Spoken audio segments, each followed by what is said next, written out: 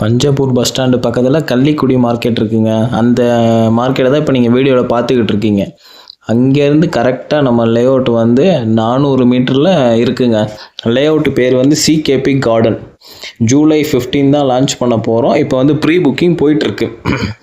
வீடியோவில் பாருங்கள். ஃபுல்லாக நாங்கள் அந்த கள்ளிக்குடி மார்க்கெட்லேருந்து நம்மளோட சிகேபி கார்டன் லேஅவுட்டுக்கு போகிற வழியை தான் உங்களுக்கு காட்டிக்கிட்டு இருக்கேன். பார்த்தீங்கன்னா 60 அடி ரோடு, பழைய 60 அடி ரோடு அது.